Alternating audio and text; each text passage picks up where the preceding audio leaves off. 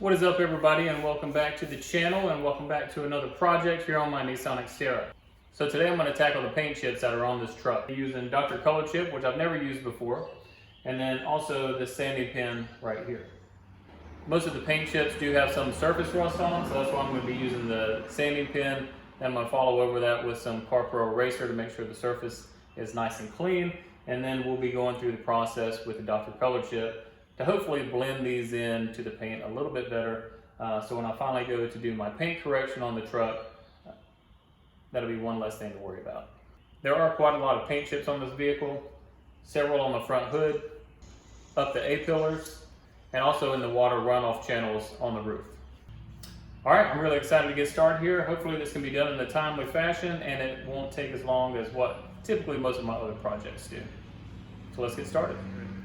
All right, so you can see here we have our first big paint chip on the front of the hood. So we're gonna go ahead and take our sanding pen and try to get that surface rust off.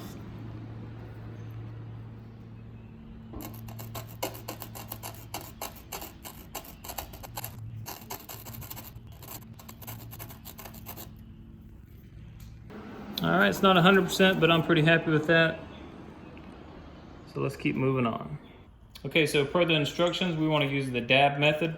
So it's basically taking a small amount of paint and putting it next to the chip with a brush applicator. And then once we have that there, we're basically going to smear it across the chip.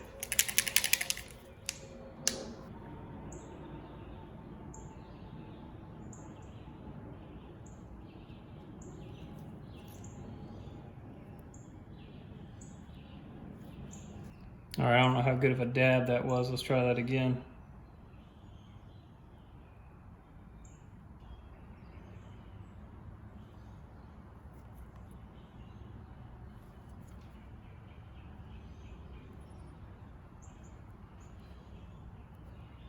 It doesn't seem to be coating very well, so I'm just going to put it straight in there. There we go. All right, if you can tell by looking at the surface, it's kind of like a teenage kid hitting puberty here. I went a little overboard and decided to go ahead and do a few more spots. One thing I will caution is that it almost turns into a game to see how many little chips that you can find that you can fill in. But with that being said, here we go. We have the Silac, the blending agent. So we're gonna shake this up, put just a little bit here on the outside of this cloth, and we're gonna apply light pressure, just going over all these spots until the stuff on the clear coat starts to come off. And it, in theory, should leave what's ever in the chip there and just level off the top.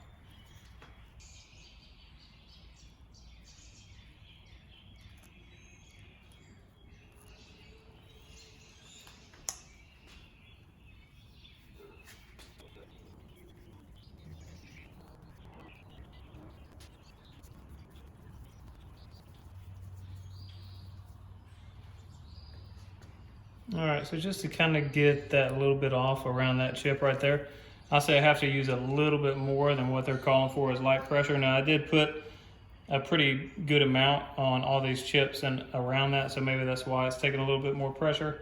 We're gonna keep working on this until we get all the extra residue out of the way, and then we'll continue on with the rest of the truck. Up here along the water rails, it's not horrible surface rust, but I am gonna go ahead and just try to clean this up just a little bit and maybe knock off some of this dead paint just so we can get better adherence. All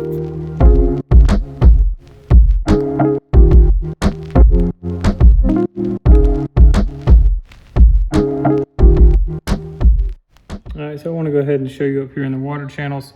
So I've already put some on here. I tried to put it on pretty heavily because there was these little cracks right there where that little wall meets the channel. So I was trying to fit it in there to kind of fill in that gap. And it looked like it was initially, but it doesn't necessarily look like it's been holding in there. But what I thought was really interesting is if you see the paint here. So when I was sanding, some of this flaked off, and then Some of it seemed to adhere to the side all right whenever I was sanding, but now if you look at it, once I put the paint on it, it actually is starting to peel back. I'm not really sure why that is. Anyways, it's just something I noticed, so I'm actually having to try to get the paint up underneath that and then take off those extra little pieces as I go. But I don't know if you can tell, I put it on pretty thick, but even then on these walls or on any vertical surfaces, it doesn't stick very well. So probably gonna have to do multiple applications.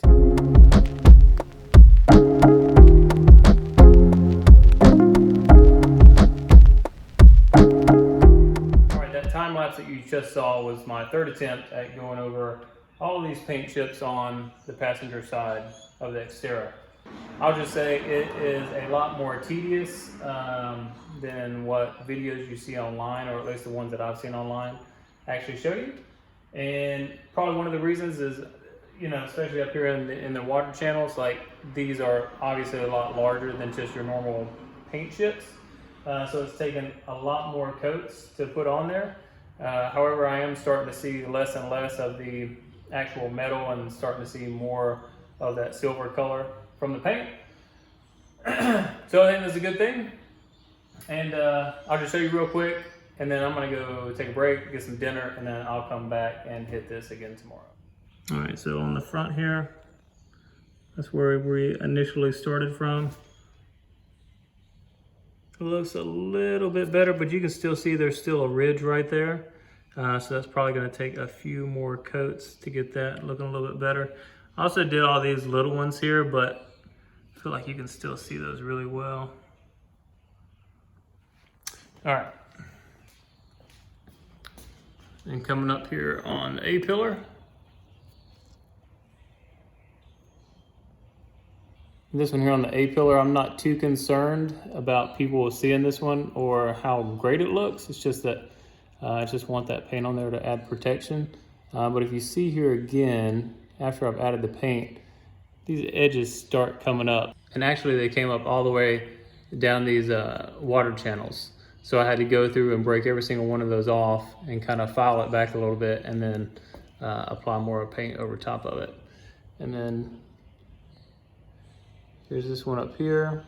Again, I'm not too concerned about these. I just want to make sure that they have paint and they are protected.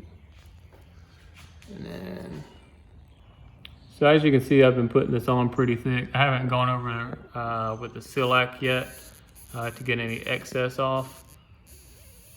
But it's starting to coat it just a little bit.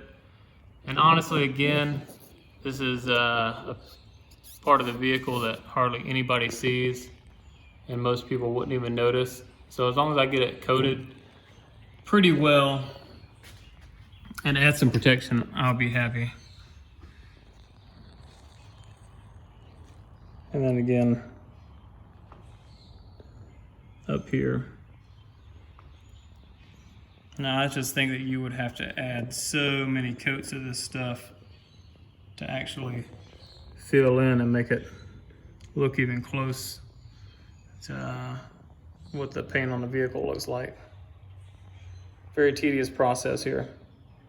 But I'm gonna take a break and then I'll get back at this again tomorrow. What's up guys, today is the morning of day 2. Just a quick recap of what we did yesterday.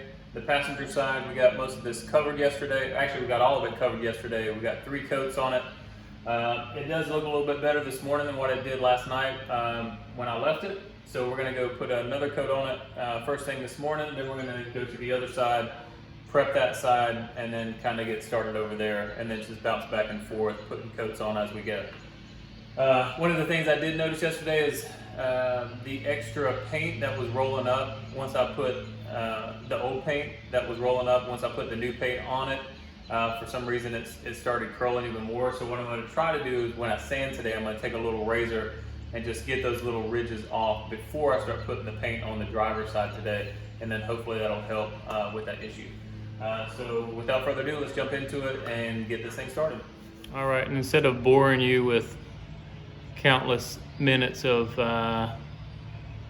prepping this and then painting it, because it's probably going to take a couple hours since these aren't really chips, And actually doing the passenger side, I feel like I should have just went and got a rattle can and taped everything off and then just painted it. Probably would have been quicker, but dealing with what I got. So here's the front driver's side. As you can see, it runs all the way along these water channels. And this side's actually worse than what the passenger side was. And then there's those ridges again. So after I get finished sanding, I'm also gonna come through with a razor and try to chip those off just so the paint lays down a little bit nicer. All right, and so the next picture you should be seeing is this side completed.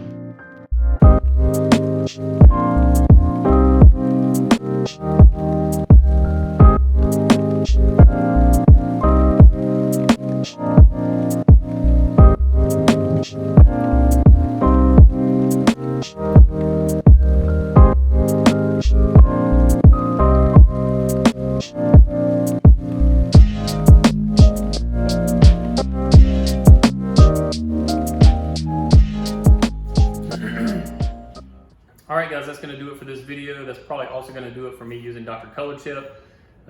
Horrible experience, and it's probably just because I had so much surface area to cover, and then also pretty much everything that I had to cover was vertical. Maybe it's good for hoods and flatter surfaces and stuff like that.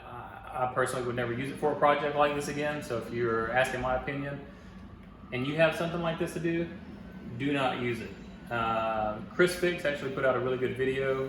He recently bought a very used Trailblazer, had really horrible paint on one side. He showed how to sand it and use rattle cans to prime it, paint it, and then clear coat it. And honestly, it probably would have taken me half the time to do that with this vehicle, and it probably would have looked as good, if not better, than what this does. All right, so yet again, another misadventure and something that took way too much time and not the result that I wanted out of it. Well, I'll say this. I'm not gonna say it's not the result that I wanted, because the rust is gone and it is now covered. So there is a little bit of protection on there. It looks very janky. But yeah, it is what it is. So here's some before and after photos.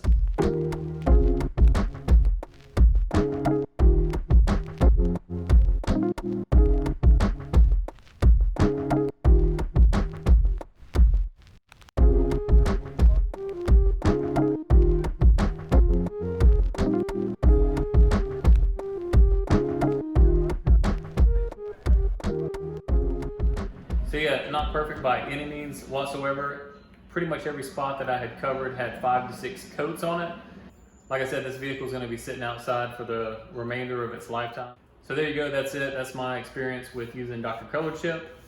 If you like these videos where I make a fool of myself and get in over my head, please subscribe, like the video, share with your friends, and as always, thank you for watching. So today what I'm going to be working on is all the paint chips in this truck.